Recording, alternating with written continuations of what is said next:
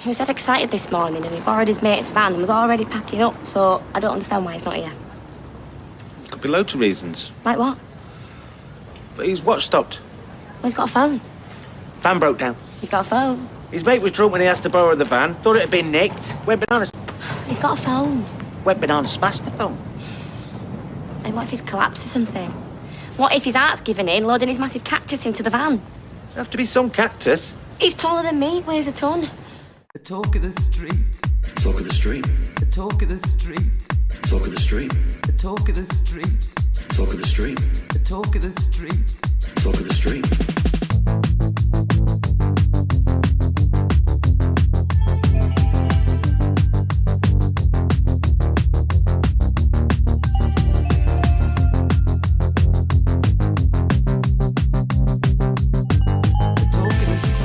Hello and welcome to episode 171 of the Talk of the Street, an unofficial Coronation Street catch-up podcast that just wanted to stop myself in the middle of this very important opening to say to myself, good luck, we're all counting on me. I'm Gavin. And I am fucking furious. Oh. Which we'll get to. Do you want to get to that now? Because I don't know why you're furious. Oh, it's the show. Oh, right. Okay. Well, of course. You know, this week of all weeks, when I could have really used a pick-me-up.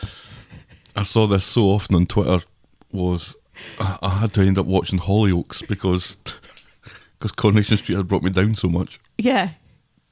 It was a bit of a downer. It was. I'm just fortunate that Benny and I still have some Kim's Convenience episodes to watch.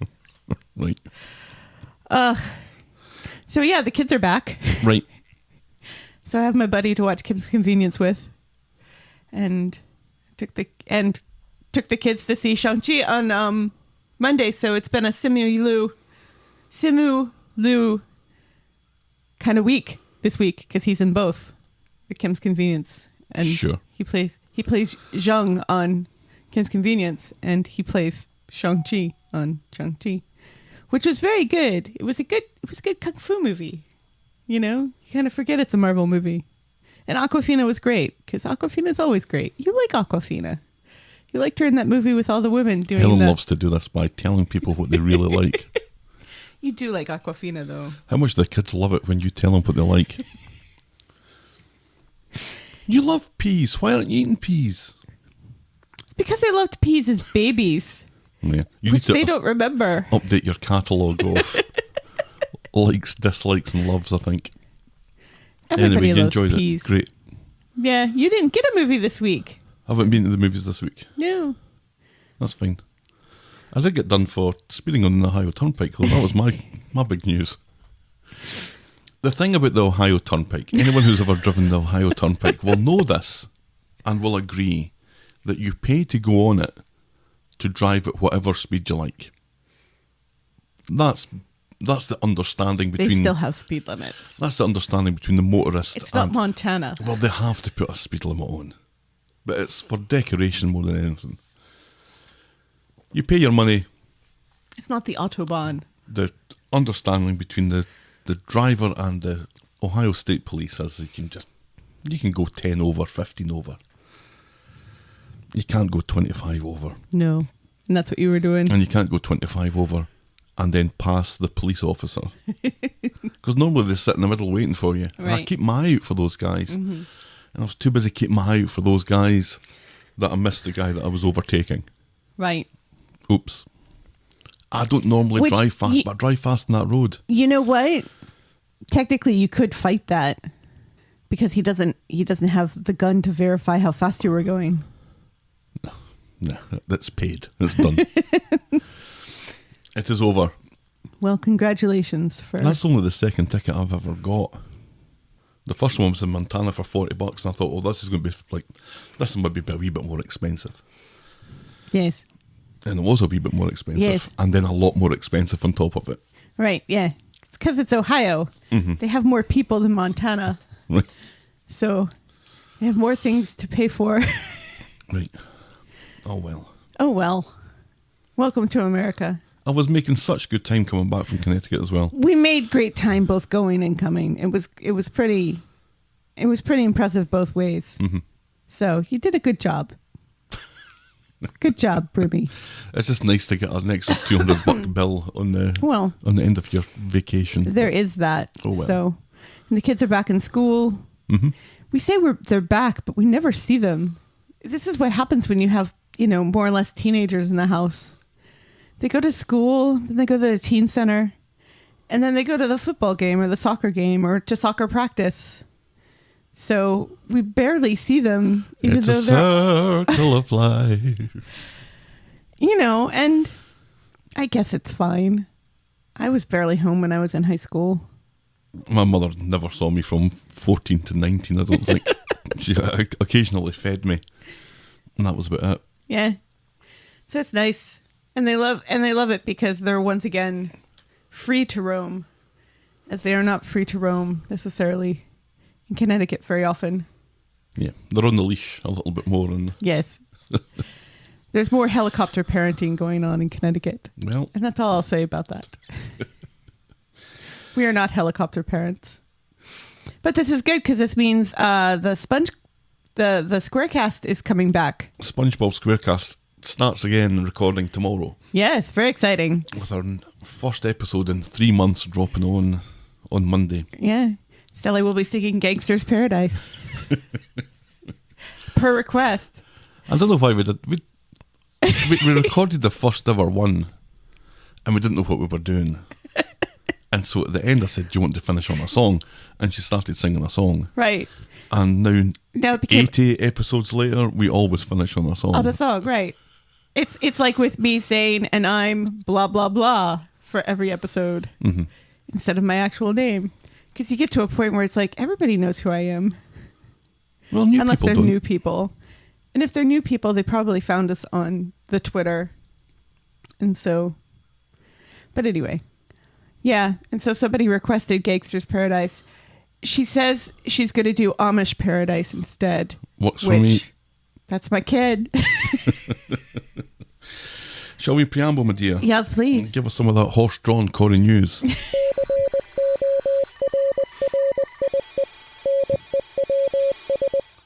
I forgot to tell my story about the Amish man with his gas cans. That's fine.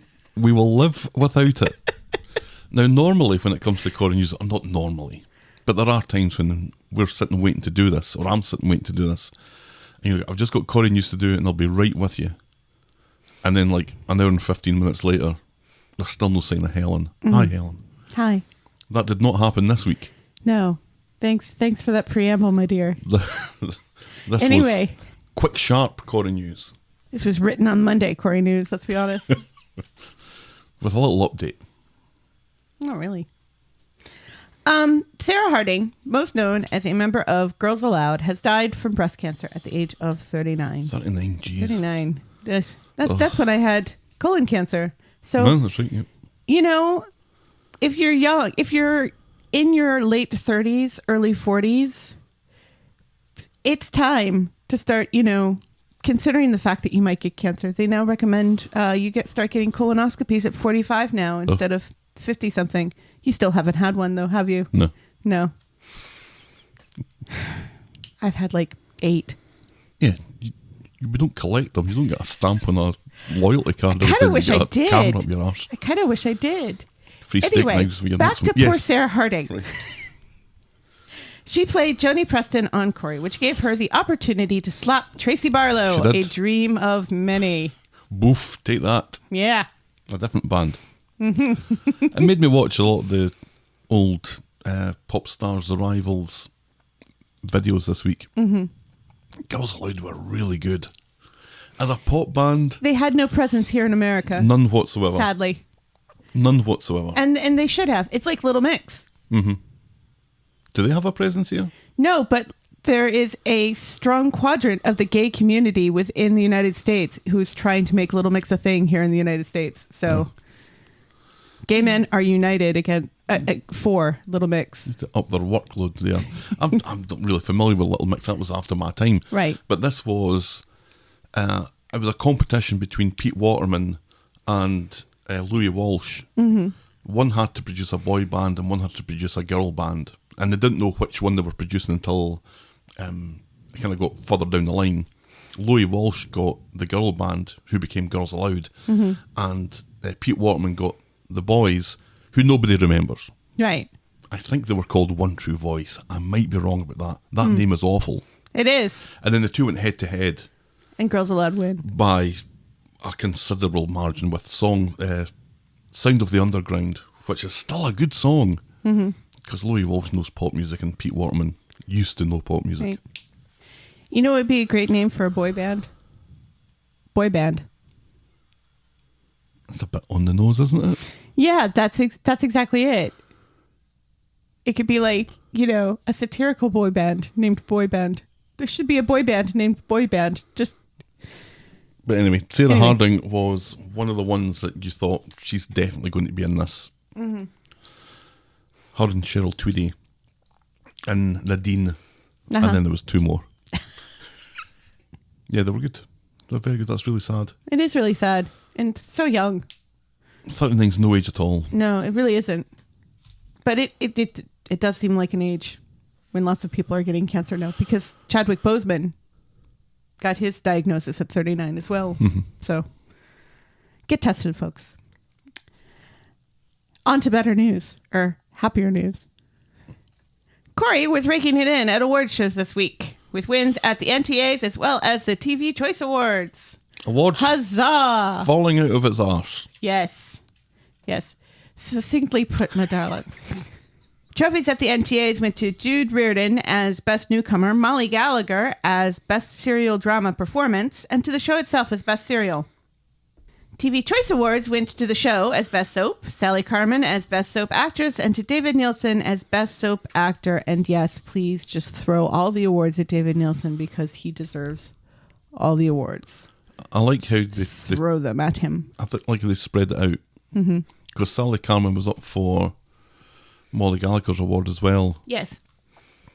And it's nice that they kind of spread it about a little bit for that story, because they were both really, really good. I'm not Do you suggesting think the judges at the NTAs No, and I'm the not judges at the suggesting TV Choice Awards got get together? No. No. But it's nice how it all fell out.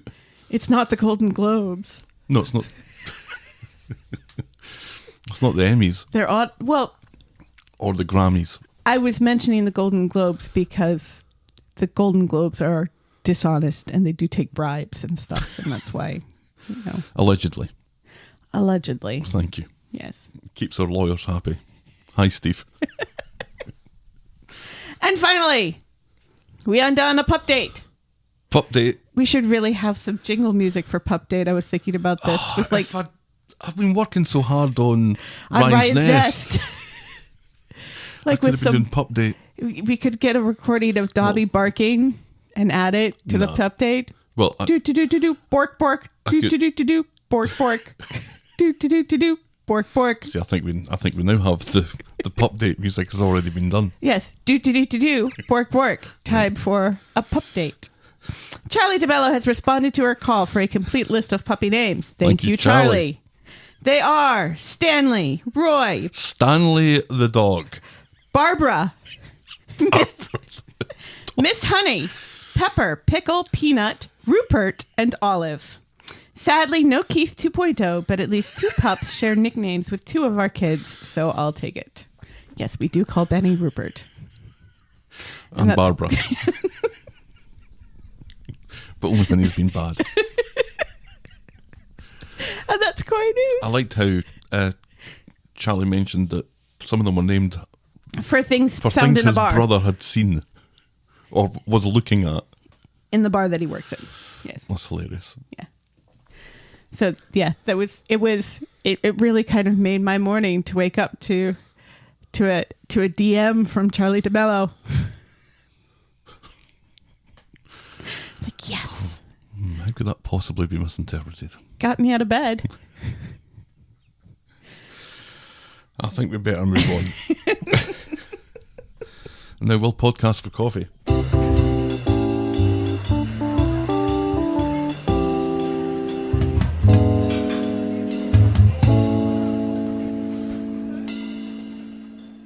An enormous thank you to Welsh Jackie this week, who has bought us our coffees in inverted commas, and says, please donate this to the charity you're raising funds for as your birthday presents and my birthday present to myself. I'll buy you both a coffee in December. Thank you so much, Jackie. Jackie, you've been saving up quite a bit. Yes. You've donated, thank you so much, Jackie.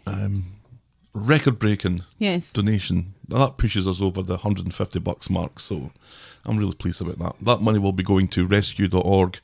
That's the International Rescue Committee for their humanitarian work that is ongoing in Afghanistan. If you want to donate to this, we're going to be sending the money there until the end of September. Yes. And it's still well needed, just because the American army is no longer there. There are still people desperate to get out of there. Yeah, so. the news cycle has moved on, but the situation hasn't. So No. if you want to donate us a coffee, we will be sending the money there.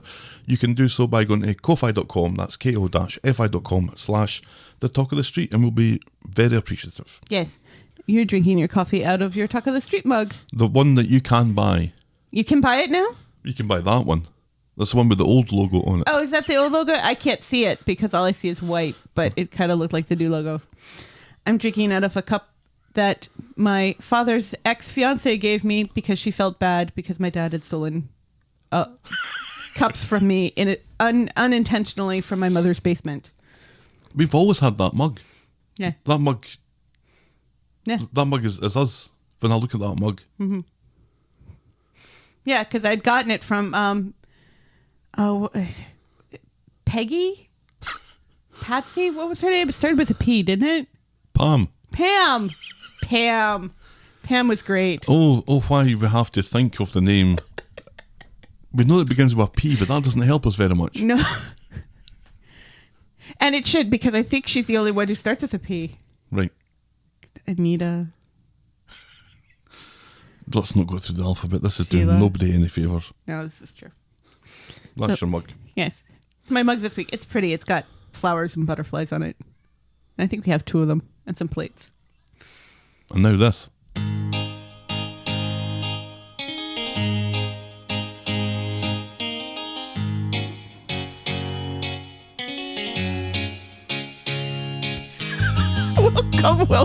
Welcome.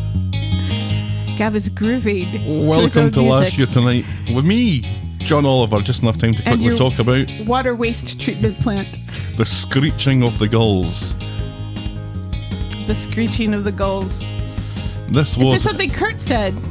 That's right, this was Imran worried about going out for a day to the beach with Oliver and the family because he'd seen something where a seagull killed a rabbit. Well, that's dark. Just a little bit. Yeah, seagulls tend to just, steal your French fries. I was Gavin and you didn't understand why so many people Or wanted chips. to eat British actors. That confused me for 5 minutes. Oh yeah, it's because of that lollipop that looks like Daniel Craig. Colin Farrell. Oh, Colin. Or Benedict Cumberbatch. No, the chocolate was Benedict Cumberbatch. There's a giant chocolate Benedict Cumberbatch somewhere, just waiting for me to stick my teeth into it. We imagined a mouldable Gav made from square sausage. I was very confused. Once again, we were surprised when the weather turns after Labour Day. I started a Facebook group for people who used to work for Scottish Amicable. That was a year ago. Oh, does it still go on? 1,700 people in it now. Wow. The only updates that happen now a year later is to tell people that someone's died. Which is still providing a service as far as I can make it. Sounds about right. Right. Tim does his best bit of being Tim he's ever done as he gets laid into Tim's dad about bullying Yasmin. Dev is losing money hand over fist almost as quick as Asha and ITV Corrie are forgetting what their characters are supposed to be like. Daniel leaves 26 messages for Nikki, which seems to make her come to the conclusion that she likes his harassing attention. David's back garden disappears down a hole that unfortunately refuses to take the new Shona with it. Wow. That's And that a hole bit is bitchy. still there. Well, Natasha said that she was going to fix it, but I don't think we've ever seen any proof that it's any And people- construction work has happened in People that. keep mentioning it as if it still exists. Billy has suspicions about the whereabouts of Kel. Nick and Steve bump into an old flame in a hospital car park. The new Shona eats a banana. Sally works the switch, and we were more or less convinced that But not Steve like that. was going to end up being Sam's dad. Remember that? Our moment of the week was Tim giving Tim's dad the business. I still think that would have been better. Yeah. And our boring moment of the week was David talking at length about parakeets flying around in the wild, and that was Coronation Street and the Talk of the Street this time last year. Shall we dive in, my dear? Shall we? Shall we do that? I suppose we're going to have to. Yeah. It's just going to make me mad, but that's okay. That's okay. I'm going to leave that to the end. Because our first storyline today is we need to talk about hope. We do. Yeah, we had a little smattering of shorter storylines on Monday that we'll just quickly go through. Was there some on Friday as well? No, it was all Was it? all that. I don't know. I watched all 4 last night. So, And there was no... Why again were there no episodes on Wednesday? Because Poland were playing England at soccer ball. Oh. I think you really offended people in the UK by calling it soccer ball. Yeah, good. And, which means there's an extra episode next week. So there's an extra hour on Tuesday or Thursday. I can't remember which. Ugh, boo. Yeah. On Monday. We need to talk about hope. So let's do it. Yes. Alina is showing Tyrone pictures of her family. So Tyrone quickly makes his excuses and leaves. It's Hope's first day back at school. It'll be fine, says Alina, unknowingly getting her own back on Hope. So Ty meets Hope and Fizz. Hope is worried that people will know about the fire, and then out come Ches and Joseph, fresh from his bath, and she wants to go to school with her wee pal. Everyone ignores her. Yeah. Well, it was more like... Because Chesney seems to have warmed a little bit. A little bit. No. He's at least nice to Hope. He's having a problem being a bastard to her face. That's his problem. Right. Right to that wee lassie's face. He wants to say, Joseph's having nothing to do with you. But he can't, because he's a coward. Right. And because it's really awful and cold to say things directly to a child. Right. Like that. It's cold and no one should do it. Alina catches up with Ty at the garage and ignores his reaction when she mentions a Zoom call with her dad tonight. Fizz shows up in a frantic mood. There's been an incident at school. Hands up who got worried when they heard incident at school. We both have our hands up. Both of us were worried about that. Tyrone rushes off with Fizz without so much as a buy your leave, leaving Alina to go, wha wha wha? It's seems apparently very easy for people to get guns on Coronation Street, so I was quite concerned. Right. At home, Hope was removed from class for throwing slime at the Harvest Festival display. Phew. Thank goodness. Thank goodness. Fizz is concerned someone has said something, but the opposite is true. Hope was ignored by everyone. Her pals didn't want anything to do with her. She had no one to play with at playtime. She had no one to eat her lunch with. She had so no one to sad. play PE with. Her friends' parents have told them all to stay clear. So Hope says, I ain't going back to that fucking place. Tyrone makes a play for Dad of the Week by talking to Hope about her plans to be a teacher. Don't you want to be a teacher? And she's like, yeah, I kind of wanted to be a teacher. Well, you need to get qualifications to be a teacher. You need to go back to school then. Right, yeah. Oh, I'll just work at the... Right. I'll just be a mechanic like you. 'Cause you or don't work have at a any factory like Mum. Because you don't have any fucking qualifications, you pair of numpties. Ty and Fizz try a cat-candied attempt at reverse psychology, which Hope sees through, but says she'll go back to school anyway. Fizz is grateful for Ty's presence today, and when Ty mentions Alina's plan to go to Romania, Fizz tells him to go. He owes Alina that much. And that's as far as we get with that this week. Yeah. Ty's not going to Romania.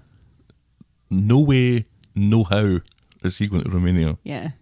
And Alina was kind of ridiculous this week in like expecting him to not go to Hope's first day of back at school and not care about his child. And part of that I can understand because when you are young, when you are in your 20s and you don't have children. When you were young and your heart is an open book. Used to say... No. Okay. Live and let live. You know you did, you know you did, you know you did. You know, because I remember, you know, when I was in my younger 20s and I had Nick, and so many of my friends had no idea how to hang out with me anymore and didn't quite understand an awful lot of, well, I'm a parent now, so I can't go out to the casino and get drunk and dance with strange boys anymore. So, you know. So many jokes. So I can kind of understand, but I could, that Alina would react this way, but it's like, this isn't like the first day of their relationship. She's been aware that these girls exist from the very beginning. They're not just like fun time things. I think they're doing what you've mentioned before, and I think they're now making a concerted effort to make Alina seem as childish as possible. Mm-hmm. So that Ty is now forced to see what we've all been seeing and talking about, is right. that she's too young for him. Yes. Or he's too old for her. Right. Basically. Yes. So by her acting childishly this week, which she was doing, right, and she kind of was doing the same last week as well, it feels to me like that tattoo was very premature. Let's put it that way. Yeah. But yeah, I don't think it's going to remain we don't even have one another's names tattooed on our bodies. I'm very particular about what I'm getting tattooed on me. And I don't want really any words tattooed on me. I've got a letter T, but that's the letter T. You got numbers. I've got numbers. But the numbers mean something that will always mean something. I'm not going Right. to forget about where I used to live. No. If you tattoo a name of anything... I remember a guy that I went to school with got Guns N' Roses tattooed on his arm. I was like, what the fuck are you thinking about? Because they'll split up. And then what happens? Well, you still have fond memories of the band, even if they split up. Do you want it tattooed on you, though? Maybe if it means something to you. I'm not sure it did. Maybe not, but it might. He went on to kill. That's all you need to know about that. Anyway. But yeah, you'd be more particular about what you get Right, tattooed yeah. on you. And you don't do it after going out with somebody for, what, a month? Yeah. 2 months? Well, at least it's just initials, though, right? It's TNA. And flags. What? I forgot about the flags. Still just got tits and ass tattooed on them. It's British ass and Romanian ass. Mm-hmm. Oh, Romanian tits and British ass. Yes. That works. She's got it on the small of her back. Yeah, so at least nobody will ever see that. He's got it on his, kind of where my T is. Yeah, I think his is a little bit lower. A little lower. Yeah. But now, like I said the other week, if they do split up and we ever see Ty in shorts, He's going to have socks on. Somebody's going to have to paint that on him. Or the fans will be outraged. Or they'll just put him in long socks. Right. I don't feel like we've talked about this very much, but have we talked about it enough? I think we've talked about it enough. Let's move on to the next storyline this morning. Thank you. Which is brains. On Monday, Emma catches Alina at the flat and confirms with her that it's okay for Curtis to move in. We owe you that courtesy, says Alina, which means you can see no reasonable way to object. Right. Squee, says Emma. Yeah, because seriously, she can't, because they already tried to kick poor Emma out of her own home. Mm-hmm. And Alina didn't even ask to move Tyrone in. Wait. And they've got that giant fucking picture still up. They kicked her out. The flat burnt down. They let her move back in again. Right. We're treating Emma so badly here. Yes. Emma is waiting for Curtis outside and bumps into Steve, who's surprised to hear that they're moving in, and then further surprised to learn that they love each other. Right. But he's not. I expected him to go full dad on this, and he doesn't go full dad. It's not like when he was freaking out when he thought Amy and Addie were going to date, when Amy's already had a pregnancy. Mm-hmm. You know, I expected him to flip full out, but I think that would have been more interesting to see. It's nice that he remembered that Emma is an adult. Yeah, he should still be.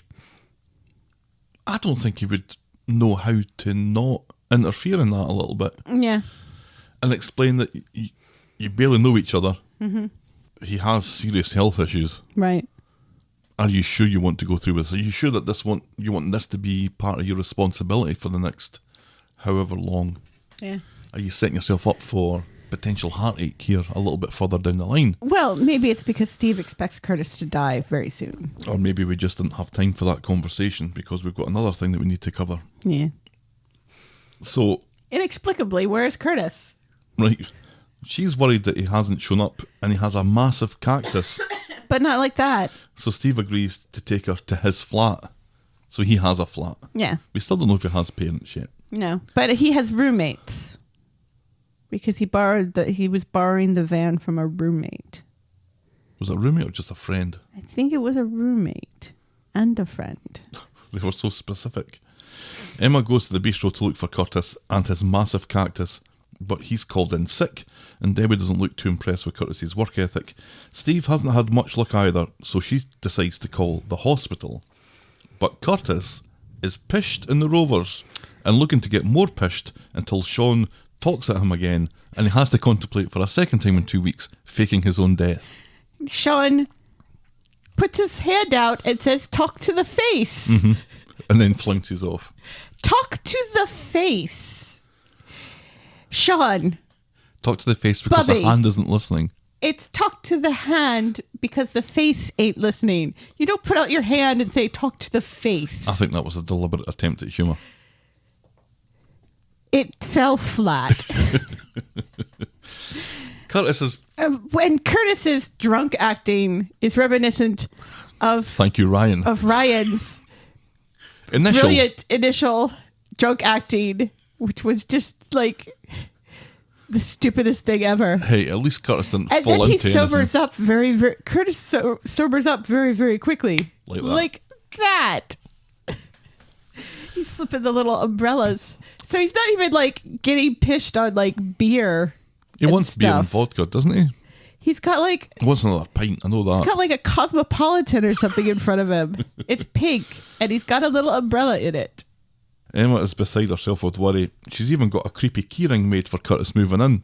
It's not creepy. She shouts and asks Todd if he's seen Curtis. I didn't know that Todd knew who Curtis was, but anyway. And thanks to another storyline, Todd has seen Curtis and says he's in the Rovers. Right. Well, I think it's kind of like everybody knows who Emma is because she works in the Rovers. Everybody knows who Curtis is because he works at the bistro. Nobody goes to the bistro. People go to the bistro. Nobody goes to the bistro. Adam and Sarah had lunch and contemplated They're not going back. birthing a child. They're not going back. After that white fish debacle. Ed has been there. Ronnie's been there. Michael's been there. James has been there. Lots of people have been there. Nobody goes to the bistro. Imran, Sabine, Toya, Leanne, obviously, because remember she is a part owner now. Nobody goes to the bistro. Keep telling yourself So that. Emma finds Curtis. She's not happy at him getting pished at lunchtime and missing his moving in. Right. What's wrong with you, she asks, and no one knows, says Curtis, and that's the problem. Nobody knows what's wrong with me. Emma says that she can't do this, and she leaves. Back at the flat, an apologetic and now very sober Curtis is Right. pleading his case, but Emma is now worried that he's deliberately trying to sabotage their relationship, and so to make her be the one to dump him. He claims that that's not the case, it was just a bad day, and maybe he was subconsciously pushing her away. She accepts his apology, and it turns out that he's got her a creepy keyring too. Yeah, it's the same keyring. The actual same keyring, or they have two keyrings that are the same? Yeah, they have Right. two keyrings that are exactly the same. Right. The whole His key and her lock, sort of thing. right, Mr. Key, and Emma does not seem to understand the sexual connotations Or of his maybe she keyring understands it very well. because she thinks it's very cute. Well, I guess sex can be cute.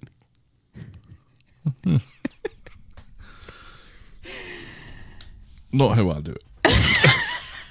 So Says you. So So he is moving in. is she a little quick to forgive him here?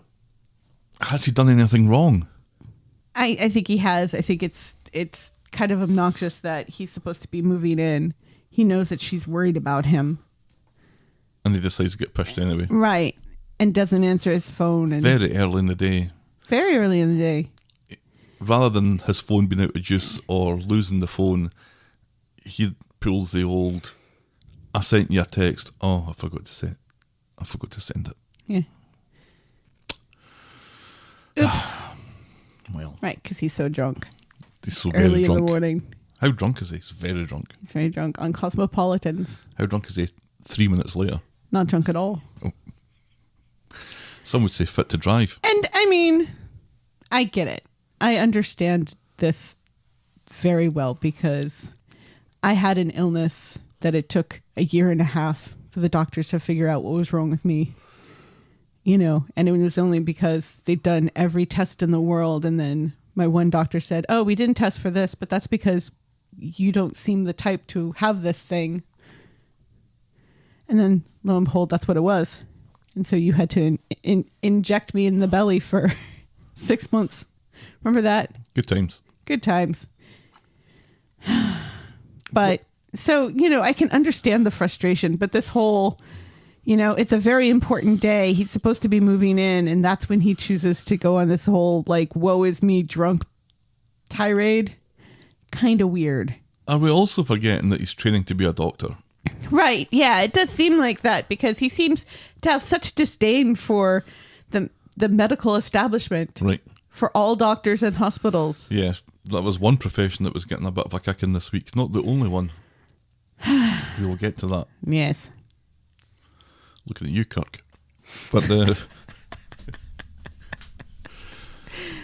I think classically, though, aren't student doctors hopelessly hypochondriacs? Yes. Because they have to study everything, so they're learning about everything. So It's like, everything's like, that's- oh, wait a second, that sounds familiar. that's kind of like how I'm feeling at the moment right now with my, Oh my God. shoulder or something. And What's wrong with me? yeah. So I'm expecting him to be that kind of character, or I'm expecting him to be more understanding of his own situation, because if he has that kind of mind to work Right. medically, then I think he has the ability to detach himself from his own Right. symptoms a little bit. You'd think if you were a medical student, you would have the wherewithal to start investigating yourself and bringing things to the hospital's attention, saying, hey, could it possibly be this? I read this study about this. Right. This sounds really familiar. Could we test for this? Sort of thing. More so that than getting pished in the morning Right. And on Cosmopolitans.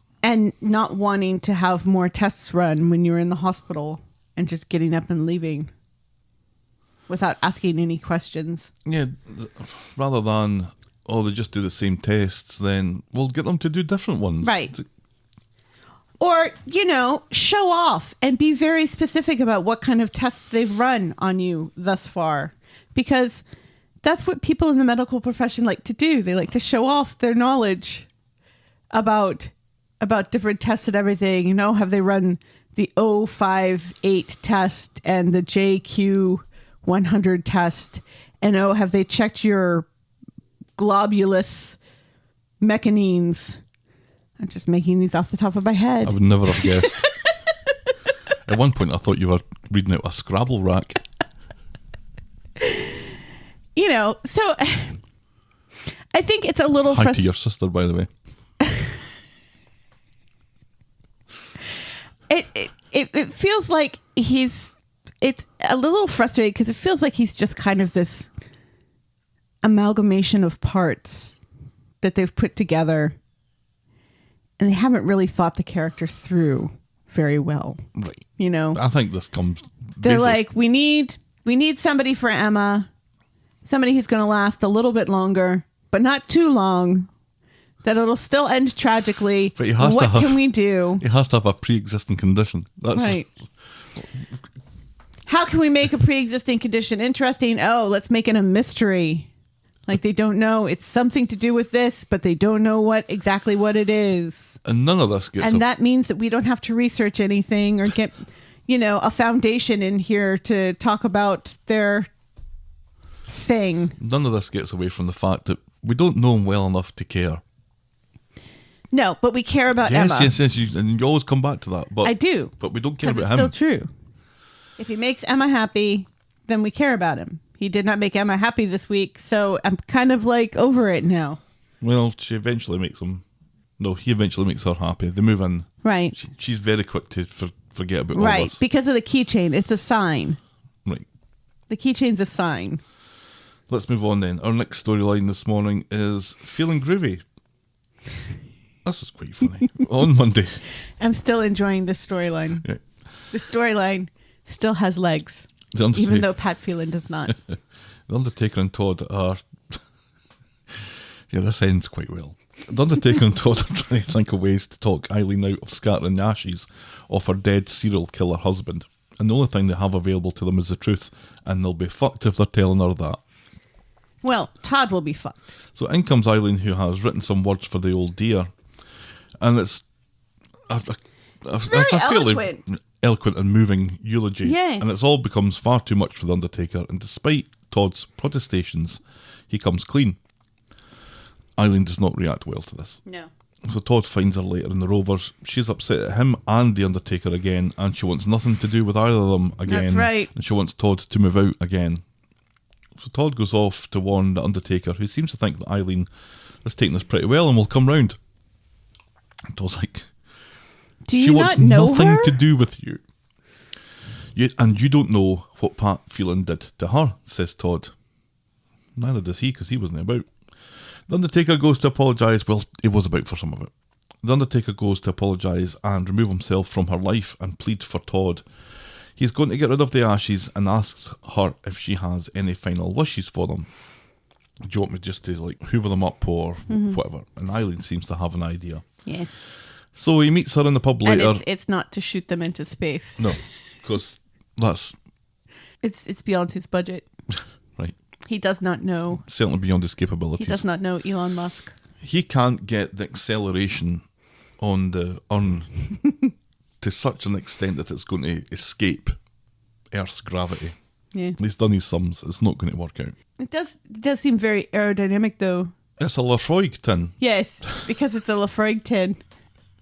They Every time that came up, it's like, this they is a just Lafroig tin. wrapped a Lafroig tin in white paper and wrote something on it. Right. I photoshopped it back in. I know. I saw, and it looks exactly it right. looks exactly right. It looks exactly right. You'd have no idea that it's photoshopped. So we can tell that the Undertaker's on his downtime now because he's got a polo shirt on. Yes. And he meets Eileen in the pub later. He's dumped Pat in the dog shit bin on the red wreck. Eileen is so chuffed she forgives him, but she hates being lied to and she has trust issues, so she can only offer friendship with the Undertaker. She's too scared of being hurt again.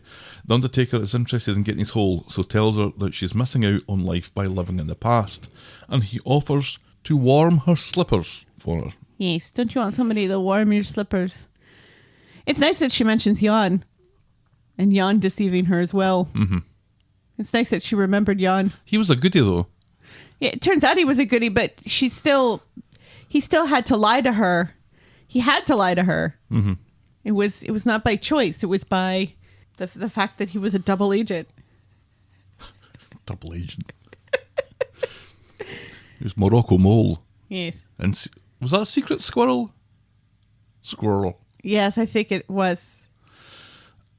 Did you see that video that I posted on Facebook of the Scottish guy trying to say tongue twisters? No. It's hilarious. Squirrel. So Eileen meets Todd outside the house and tells him that he doesn't need to move out after all, but she does tell him to fuck off to Canal Street and don't come back until later because the Undertaker's coming in to warm her slippers. Yes. And that's as far as we get with that this week. Yes. That was finally they're getting it on. And this seems like it may be a relationship that has legs because neither one of those characters are going away anytime soon. right. So, and the Undertaker's already employed Todd, who's unfortunately not going away. Although now I like Todd. I don't mind Todd now that he's not trying to get one up on Paul. Right. You know, this is a much better place for Todd to be in than, you know, trying to get back with Billy. I'm glad that they've seemed to have let that drop. Well, they've let it drop Down. for now. Down a cliff. Just like Billy. Right.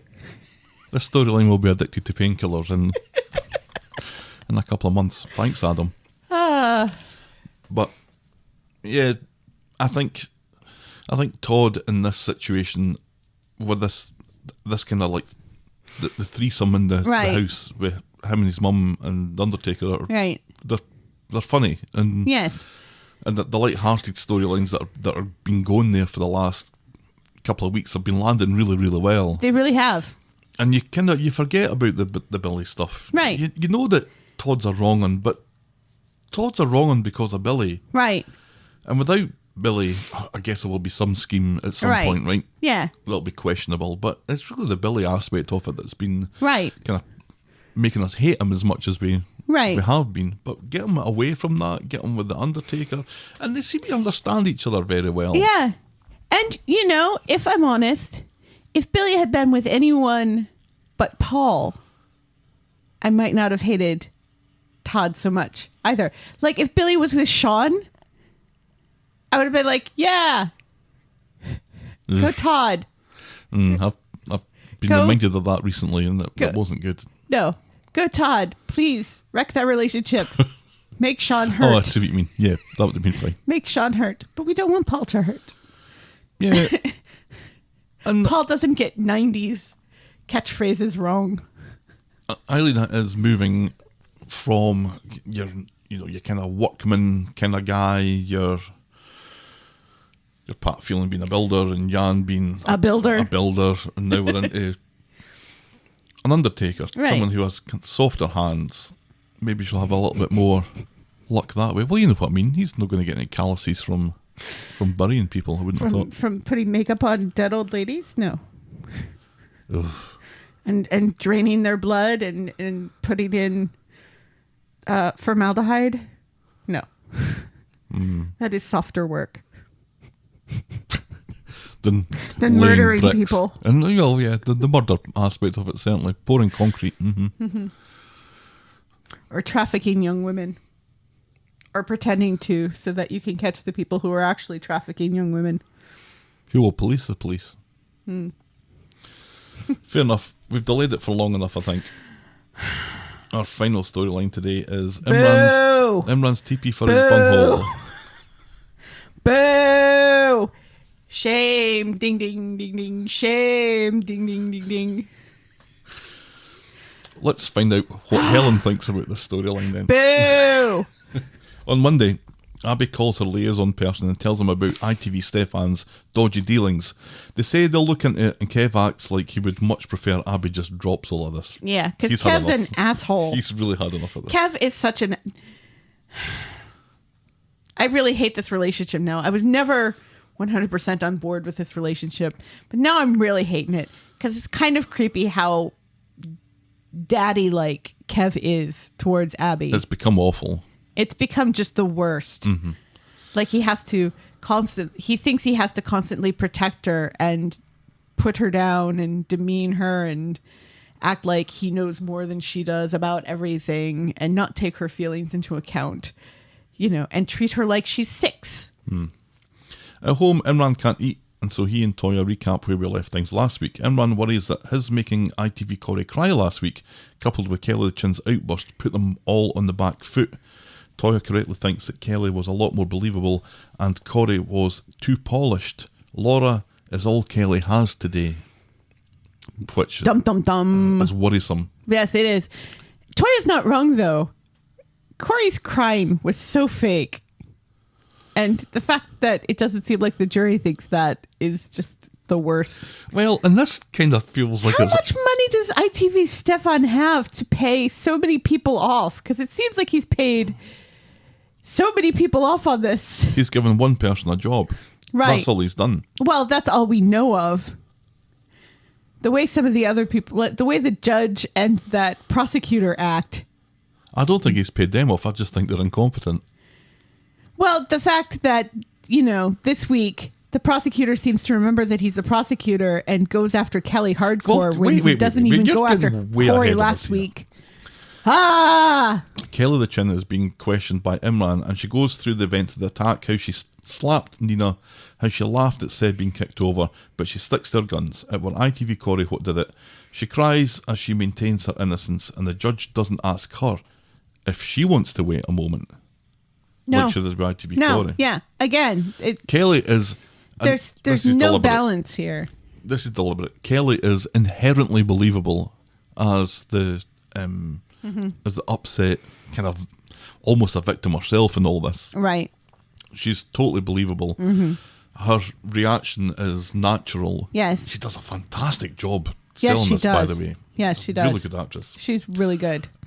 But in stark contrast to ITV Corrie, who was not believable. No. Again, acted well, but done in a way that you can see through him, because he's kind of doing the whole- whole crying and then looking up to see if anyone's looking at him. Daddy, I'm sorry. Right. Daddy. Just overdone. Oh.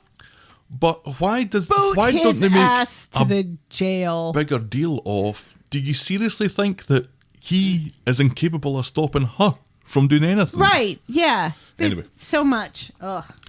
Sabine's turn next, and she points out that ITV Corrie didn't have a motive and that Kelly has a history of wanting to impress him and doesn't care who gets hurt, like Asha. Kelly urgently restates her innocence, and I don't think she lost the plot at all with her. And also, hello, Corrie does have motive. Imran mentioned it last week. Imran established the motive of jealousy for Asha and everything. And Seb is there with Nina. So he's Nina adjacent. So he's taking all of his Nina anger out on Seb. Where was anybody to point that out during that? Somebody. Anybody? Imran, can you hear us? And then someone must give the prosecution a nudge, because next he's woken up and he's on his feet and labours the point that just because Kelly the Chin didn't have blood on her legs, it didn't mean that there hadn't been blood on her legs. Right. It's like, He actually says this. Where the hell have you been? Why were there none of these questions and pointing out things when it was Corrie? See, I feel like he and the judge have also been paid off in some way. And I just think he doesn't care as long as someone gets done for this. Right. But he should try to get both of them done for this. You'd think. Imran's already been getting daggers from the judge because he wouldn't shut up for like 2 minutes objecting to things, so he can't object to this because it's speculation, because it is speculation. Right. You can't say, well, just because your arm doesn't have HP sauce in it now doesn't mean it didn't have HP sauce in it, you HP sauce thief. Right? That's the logic of what he's saying. Right. Yeah. It's nonsense. Outside the court, Toya tries to soothe Imran's thoughts on how it's going, but he's in no doubt. Sabine keeps blowing holes in their case, and now it all comes down to what Laura the Chin can do. On the stand, Imran gets Laura to admit that she was the one who encouraged Kelly not to go to the police due to Rick the Chin being a criminal. But Sabine wastes no time. Didn't you say in your neglect hearing that Kelly was violent and unpredictable? Yeah, I really did say that, says Laura. But you make that sound like such a bad thing. I was just kidding. Meanwhile, in the gallery, Kev's got his eyes on a Cornish pasty for lunch. Yeah. He's such an asshole. Such an asshole. Such an asshole. Back in the holding room, Imran is furious with Laura. If Kelly goes down for this, it'll be your fault. Laura says, I don't think so, matey, and squarely blames sexy, smouldering Imran. Oh, I did write that down. You did. Just as court's getting started, Abi tells Kev that according to the police, Eli's dad got the job fair and square.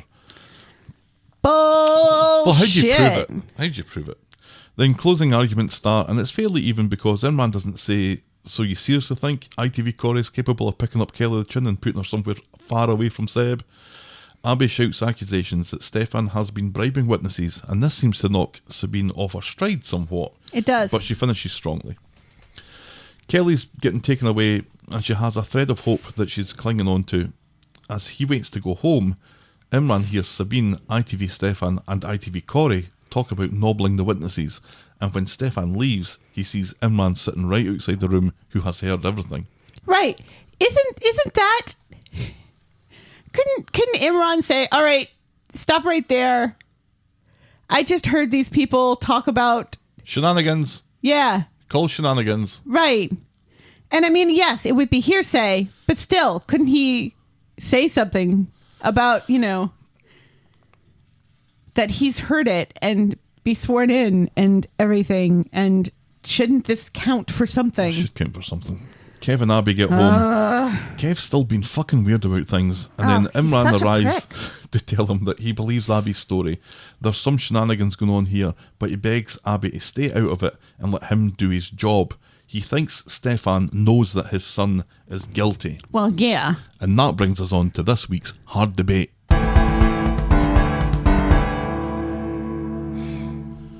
With at least another episode to go before we get to the all-important verdict, what do you think Kev's hoping to have for his lunch at the court on Friday? What? This is the hard debate? I thought the hard debate would be something like, do you think ITV Stefan knows that ITV Corrie is guilty? What is this? Is he looking forward to sausage roll and beans, 4 Scotch eggs and pickle, a meat pie and mushy peas, or a pot noodle on a barm? How do you serve Scotch eggs and pickle? Oh, pickle on the side. Oh, it's on the side. Yeah. Instead of like... I'm not an animal. Right in between. Right in between my eggs. Yes. Put your pickle right in between my eggs. Not that sort of pickle. You dirty, dirty person. Chutney. Little chutney pickle. Oh, okay. So not a spear. No. Okay. That's Just better. A little difference between the UK and the US there. Branston pickle. 4 Scotch eggs. So like relish. Right. A chutney. What do you think Kev's hoping for then? For his lunch on Friday? He's hoping to put his pickle in between Abi's Scotch eggs. The results. I would go with sausage roll, I think. This was really close. The voting was cast thusly. In 4th place, the pot noodle on the barm got 16.7%. 3rd place was sausage roll and beans, that would be me, 23.8%. 4 Scotch eggs and pickle was 26.2%, which means that meat pie and mushy peas wins with 33.3%. Oh, you know, I was so distracted by the pickle that I didn't hear the mushy peas part. That's the story of your life. Always distracted by the pickle. And I don't get to see the mushy peas. I don't even know what that means. I can't imagine it's nice.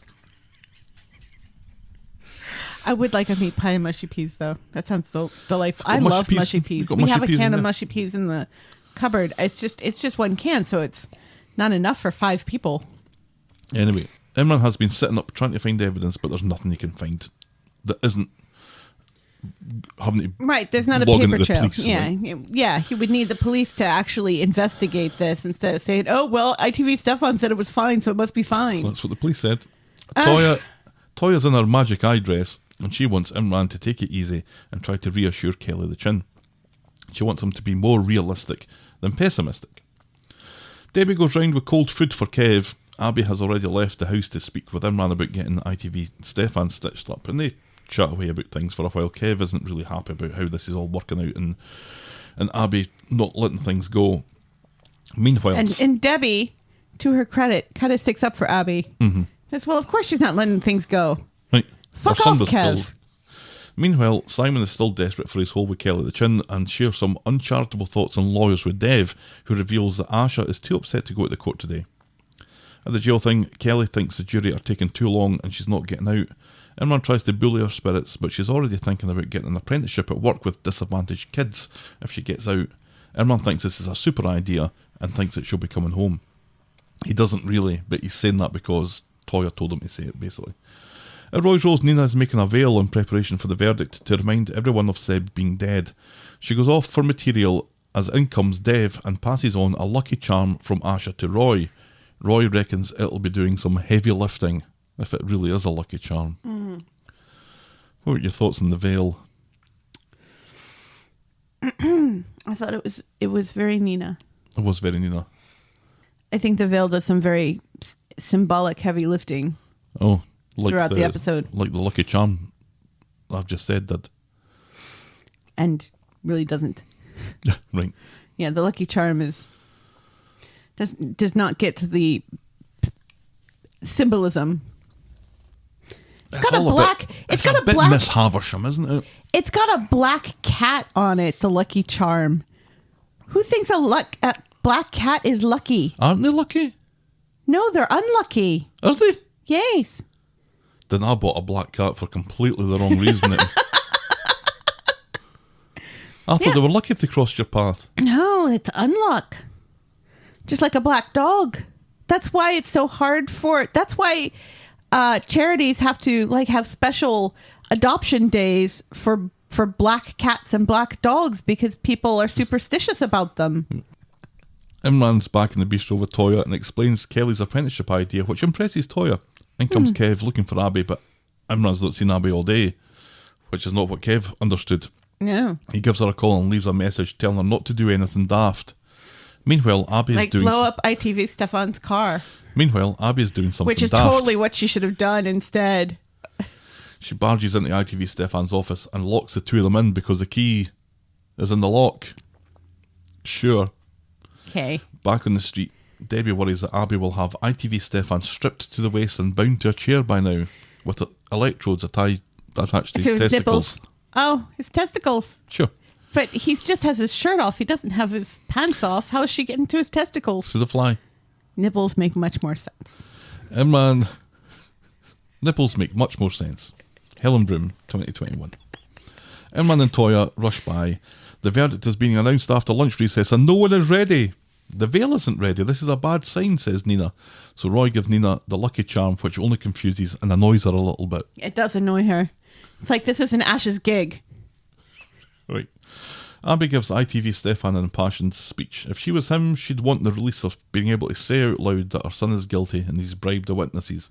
But ITV Stefan has seen through Abi and knows that she's recording the conversation on her phone. Plus, for whatever reason, he has a panic button in his office. And so the coppers barge in and lift Abi for breaching the peace as ITV Stefan insists that ITV Corrie is innocent. And we see that ITV Stefan was the lucky recipient of the Stefan Brent Award for Outstanding Achievement in the Field of Excellence. He's also losing advertisers, probably because his son is been charged with murder. Or just that's how the print industry is these days. Or both. It could be both. I could see through Abi just as clearly as ITV Stefan could. Right. But normally characters don't. Right. So when he did see So through it, finally somebody can see through Abi. he has the match for her. Mm-hmm. I think he's a really good villain. Mm-hmm.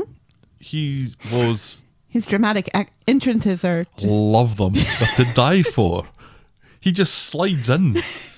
He may as well be sliding in with a big sign that says drama. He might as well just be wearing just, a white dress shirt and tidy whities and socks and just sliding through his parent living room after the first time he's had sexual intercourse with a woman. Living room, I would have said vestibule. Well, yeah. That's a risky business reference. Right, there. yes. But the camera is in the living room. The camera is, yeah. Yes. So, in the court, Roy... Take that, Sean, with your outdated references. In the court, Roy is helping Nina finish the hem on the veil. Meanwhile, Sabine and Imran are getting ready. She loves this bit, she says. Imran looks down his nose at her. This is people's lives we're talking about. Yeah. She says she was always able to detach herself from that much better than he was. Right, yeah. She's the type of lawyer that lawyer jokes are made for. Right. This is why people hate lawyers, because of people like Sabine. Back in the street, Simon is checking in on Asha to make sure she's okay and badmouths lawyers a little bit more. Asha's still blaming herself for going back out with ITV Corrie. If she hadn't done that, none of this would have happened. Simon is confident that Corrie will get sent down and Kelly will be free so he can get his hole. Asha's had enough of this and tells him to fuck off to the court. So the jury and the judge come back. Kelly's the first to get her verdict read and the jury unanimously find her guilty of murder. So ridiculous. She just collapses. She folds in on herself. She becomes made of paper. She's just... Yes. And Toya has to grab her as she's falling down. So ridiculous. This wee girl was able to kick this man to death. Mm-hmm. This large man watched. This large soccer player man did not kick this man to death, even though he probably has a stronger kick. She breaks down as ITV Corrie rises to get his verdict. Nina is watching on with her veil pulled down from Yes. the gallery. Yes. Meanwhile, PC Tinker has sprung Abi from the police station, Yeah. and for some reason he delays her getting into the court just to say, Good I luck. just wanted to tell you good luck. She learns that Kelly is guilty on her phone and walks in just as ITV Stefan and ITV Corrie are walking out, talking about heading out for a fucking curry. You should have seen your face, says ITV Corrie. And then Corrie, unbelievably, Creepily. throws Abi a cheeky wink on his way out. Ooh. So he's got found not Not guilty. guilty. Then. So angry. So very angry at all of this. So very angry. This is not what soap operas are for. Soap operas are for goofiness and sexual escapades and and you know, Application of pickle. and comeuppance. You know, the bad guy's not supposed to win. And the bad guy's won here. Well, I don't think the battle isn't over. Or the war isn't over.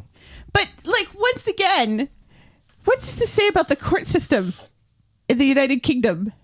Because, once again, a bad guy has gotten off, and so his comeuppance will come at the hands of vigilantes on the street, just as Tim's dad did, and Kel did. Right, the And- ultimate punishment is death. Right. And Pat Phelan himself, although he was shot by the... Was he shot by the police? No, he was stabbed by Anna. Right, yeah. So this is... the police and the courts don't work. Everybody needs to be a vigilante on the street. This is what the soap opera is teaching people. I think this was always a possibility. I was genuinely shocked by... And women get put in prison for things they didn't commit all the time on the show. Kelly, Sally, Yasmin. people from Come on. disadvantaged backgrounds always get the short end of the stick as well. Johnny puts himself in prison, not because of the court system, but because he turned himself in for something he really didn't do 50 years ago. He basically walked into that prison and himself. said, hey, put me in, coach. Right. The only one who justifiably was in prison was Gary, and he was not in prison for the thing he should be in prison No. for. This was always a possibility, but it took me by surprise. And somebody said... Faye, another person put in prison for the... And somebody said on the Twitter, well, you've never seen a soap before.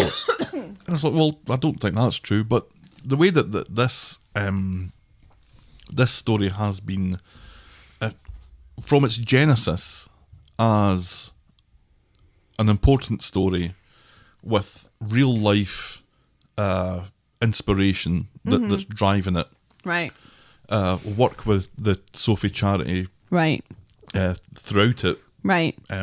helping to guide it and keep it on the on these rails, for the show to say the twisters were going to let them off while they're working with the foundation and the charity, I think is either a really brave move or a really stupid move, It's a cold move. and I'm not sure which one it is. And Because I thought, because of this work with the charity, I thought there is no way that they're going to let... Right. They can't let Corrie off. and also, let's remember, we've all had a real sucky year and a half. Right. We've had a real sucky year and a half, and that's after, 4 years of discord and neighbors turning on neighbors in both countries over politics and things, and just the world just really going to shit. This is not what we watch television for. No, it was... And, there are shows, yes, there are shows that we do watch for things like this. But those are like actual drama shows. Your prestige drama. Right, prestige drama. Like actual cops and robbers shows and things. This is what Law and Order is for. Mm-hmm. This is what Prime Suspect is for. This is what Line of Duty. Line of Duty is for. This is what The Wire was for. This is not what soap operas is for. This is not what Coronation Street of all the soap operas is for. You know, you can win awards without being evil.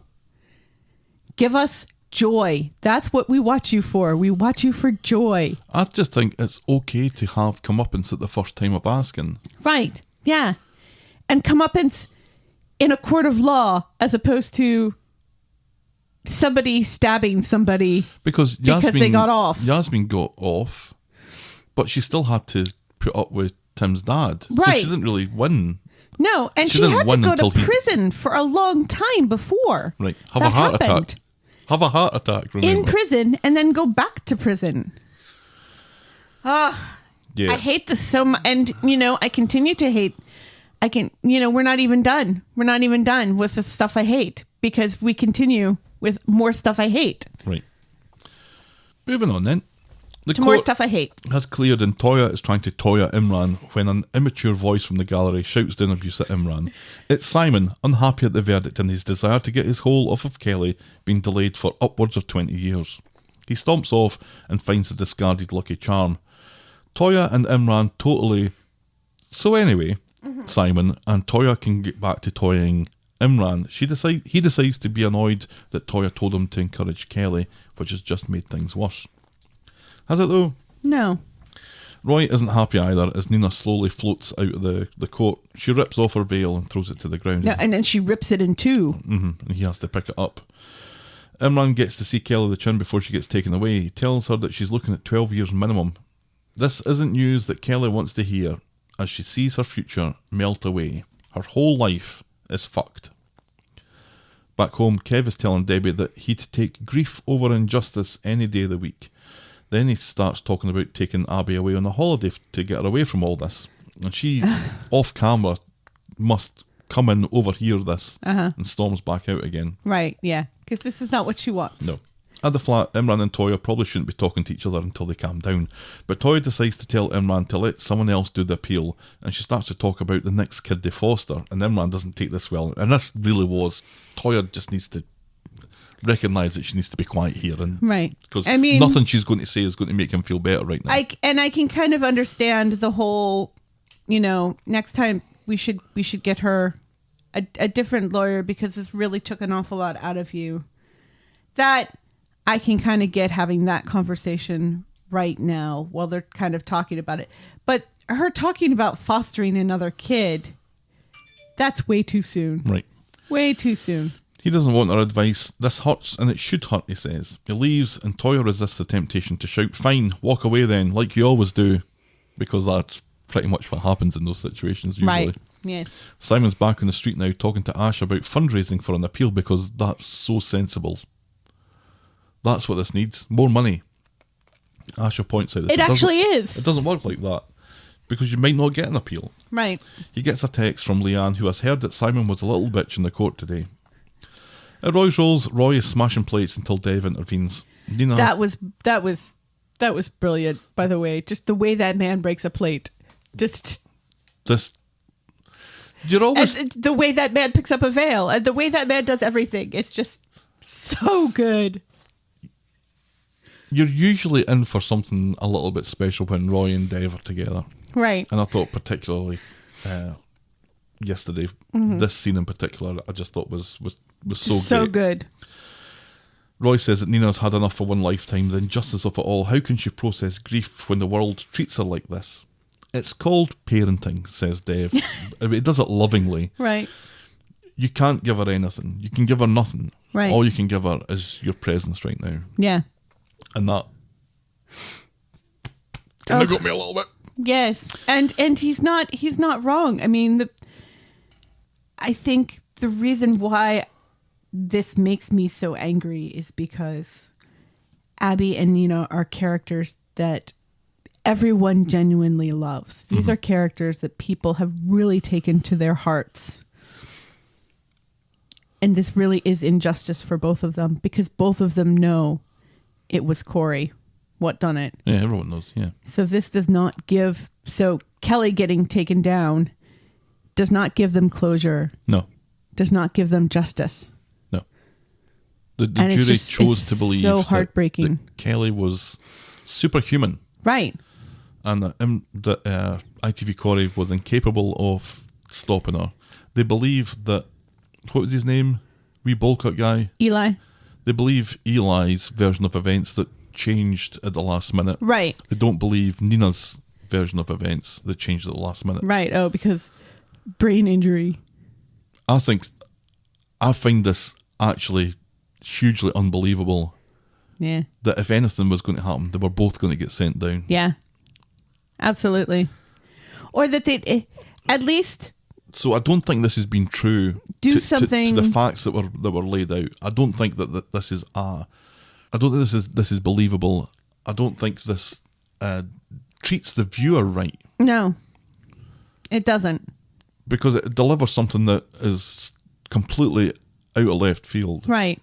And the way, like we've complained, the way the prosecutor just sits there and does nothing when it was Corrie, and then gets up and does this whole convoluted leg thing for Kelly. Right. If you're going to get ITV Corrie off, then make a better job of making that case. Right. Because there was no... It was all circumstantial. Right. That is the bag. The bag still exists. Somewhere. And they keep on mentioning it, so it's bound to come back. Yeah. So Abby's in Seb's man garden and stops a passing Imran, who's hugely apologetic. Abby thinks that he spent too much time trying to get Kelly off the ITV Corrie sent down, but that wasn't his job. It was the prosecutor's job. Sabine appears for some reason, and Abby lets her know exactly what she thinks of her and her fucking lies that have made her lad's life meaningless. Mm-hmm. Distraught, Abby tries to score some okie doke off the pair of them, yes, but they tell him that they're dry. Not sure that she wants an upper at this time. Mm-hmm. Imran begs her not to score. Give me one reason why, says Abby. Meanwhile, Leanne drags Simon to Toya's to apologise, which she does, and then he leaves. Leanne may not have agreed with Imran all the time, but she appreciates the situation and the work that he's put in. Toya has to explain that they've fallen out and he's fucked off. And he's fucked off back to the bistro with Sabine, who gives him a key to her house if he needs to be somewhere else tonight, which was completely out of the blue. And creepy. And inappropriate. And...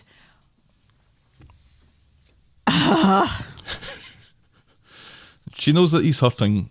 We all seem to be in agreement that ITV Corrie was guilty here, but to Sabine it's just a job and she's already moved on. She still cares about him and leaves him with the key.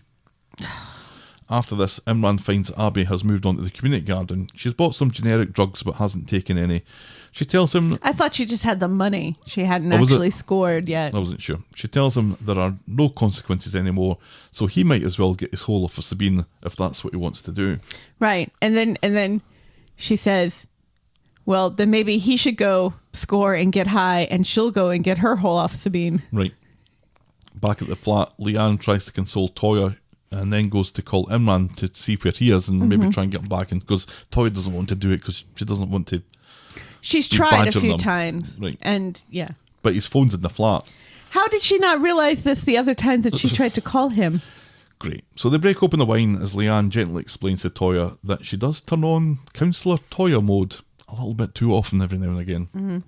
That's because she's working in the factory, so she doesn't get to do her job. Senior sales, she's doing a good job at the factory. She got promoted. Yeah, but she should be a counsellor. Imran apologises to Abby for letting Seb down. At least you only did that when he was alive, she says. When he was dead. At least he only did it when he was dead. Yeah, that makes more sense. Yes, that does make more sense. He begs her not to score. She thinks that maybe he should, and she should get her hold of Sabine. Interesting. Abby can't go home because things will start to go back to normal, and they can't go back to normal. Something has to happen, she says. That was really powerful. Mm-hmm. At Roy's Rolls, Roy is mending Nina's veil when Nina comes in and silently sits down and starts to help. At the prison, a guard checks on Kelly the chin and then immediately raises the alarm. On the street, Imran seems to get into a taxi with Sabine. At the flat, Toya gets a call and learns that Kelly the chin has tried to take her own life, and that is how we end this week's episodes. Has attempted suicide. Yes. She said she couldn't face it. I hate this. Yeah. I hate Imran getting into Sabine's car. I think that was suggested, but I think it was only suggested because they can't show you them getting into the car together. Well, he was at the door. He was getting in. He kind of rolled his eyes, and he walked towards the car and started getting into the car. Yeah, but I'm saying, and I'm right in saying this, it's suggested you don't see him getting into the car. But I think it's pretty clear that that's what's happened. I hate Kelly attempting suicide. Teen suicide attempts. She said that she was 16. Yeah. Yeah, I don't like that either. No, because this is a show teenagers watch with their parents. And so you got to be really careful about what you suggest when it comes to things like that. As they discovered with that, what's the name of that show on Netflix? You watched it, I didn't. No, 13 Reasons Why. Yeah. That was very good. It was good, but there was some backlash towards it because there were some copycat things that occurred afterwards. Yeah, they've removed things from that show. The actual suicide scene that you saw in fairly shockingly graphic detail, I think, has been Removed. cut out. Yeah. So it just makes it the only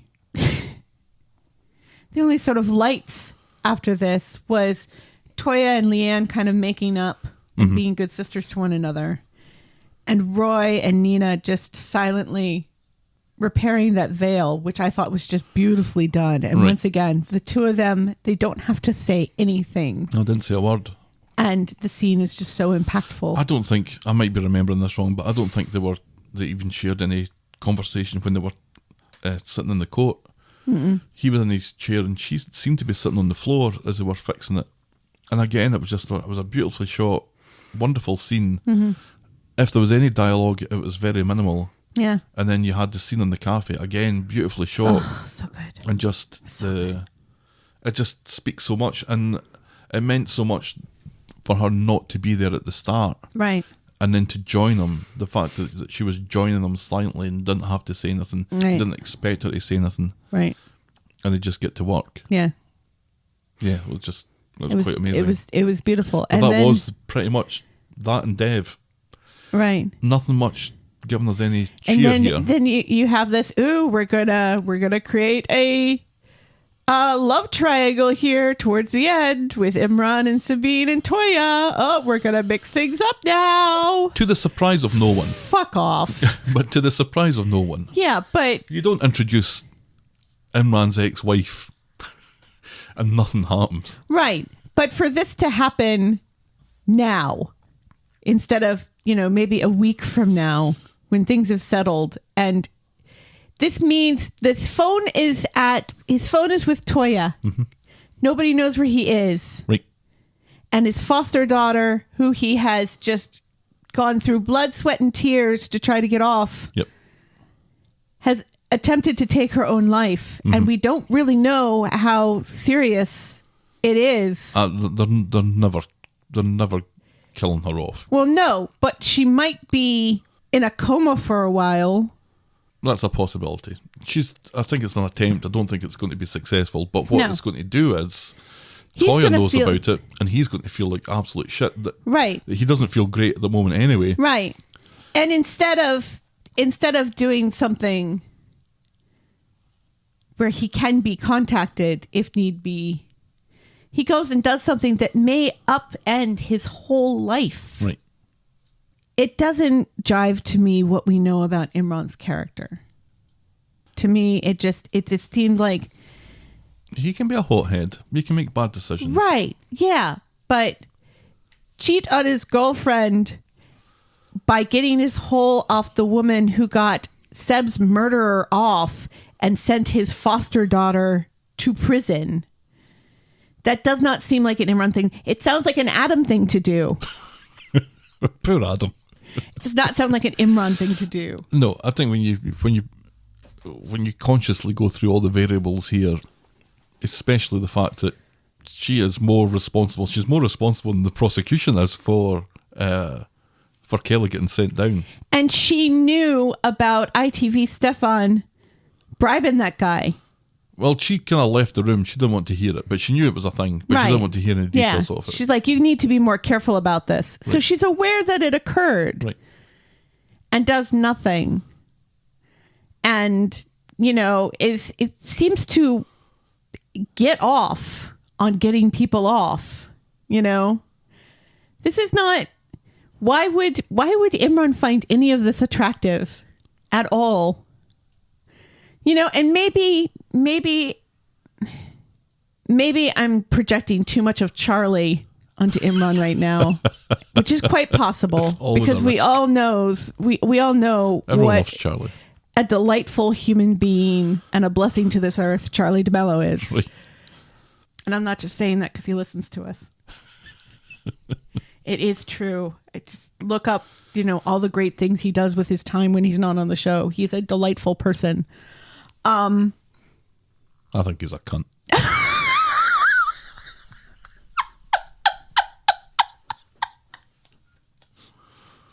Thank you. I needed that.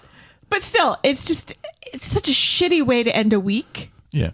And it's just a shitty thing to do to the viewer, to the people who watch this show. You could see Twitter deflate Yeah. at 9 o'clock UK time last night. Yeah. It literally. So, oh.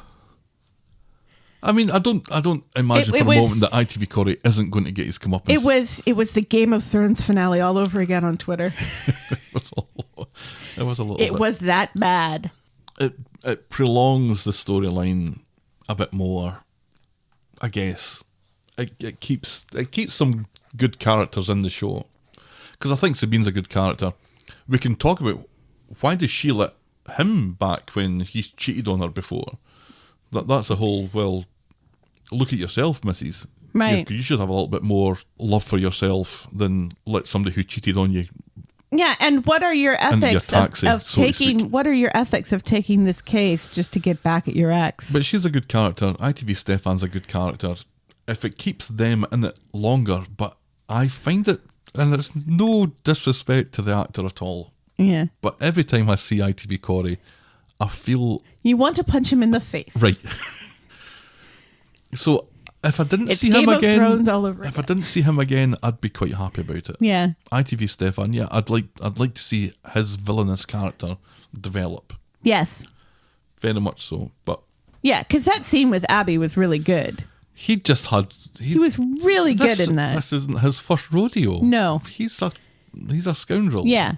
You kind of get that inference from him Mm-hmm. because, like you said, why would a magazine publisher have a panic button unless What is he involved he in? does some other skeevy stuff? Right. It's Yeah. either a complete overlook by continuity and the writers to have him with a panic button, or there is some other Right. dodgy shit going on. It kind of makes me wish that Rick the Chin was still alive a little bit because those would have been some fun scenes. Rick the Chin versus ITV Stefan. Even Ray Weinstein. He was a good baddie as well. Yeah. I kind of got sick of him, though. I think it was the accent. They're all better than Gary. Let's put it that way. Right, yes. It's been a villain. They're all better than Gary. Yes. Yes. As I've said before, Daisy's a better villain than Gary. I'll have to give some props to Daisy here because through the week, as we said at the start, I was making my Ryan's Nest 1970s ITV sitcom. Right, because we're all Ryan's excited Nest, because Tim's mum supposedly is coming back to the show. which gives us use of the Tim's Mum About the House theme Right. tune again. So I felt like maybe I was challenging myself, but I felt like there was a kind of discussion about, well, let's make something for Ryan's Nest. So I made something for Ryan's Nest, and what I imagined was Ryan living with Daisy and Alia, with the landlady being Jenny, and the comedy that would ensue from that. Right, which would be a lot. Which I think would be That would be a great pretty show. good I'd watch that. Right.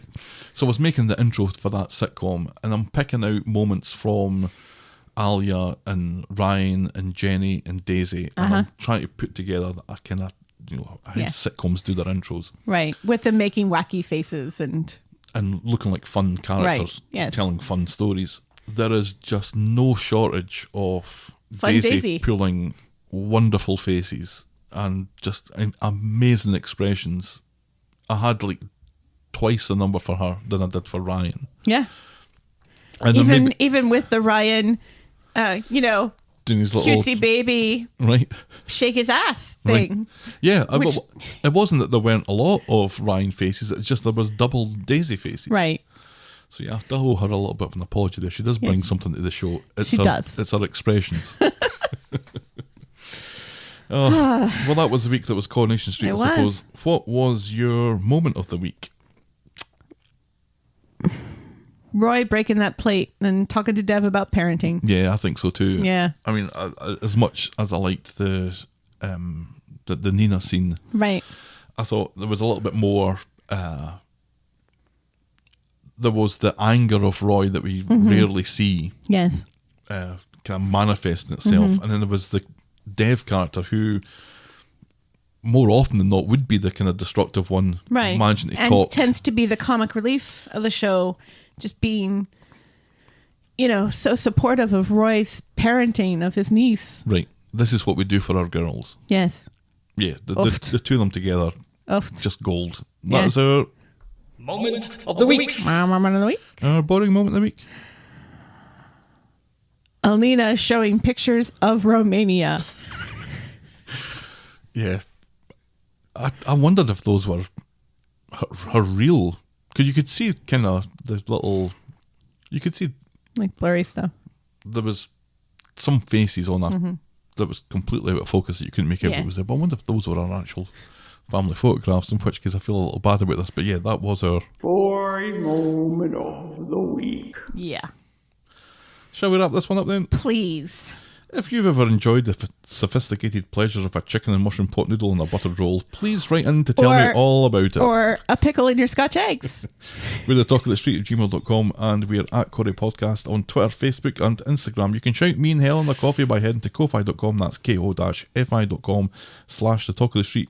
Check out the clicky section of voggle.co.uk for links to our merch store and YouTube channel.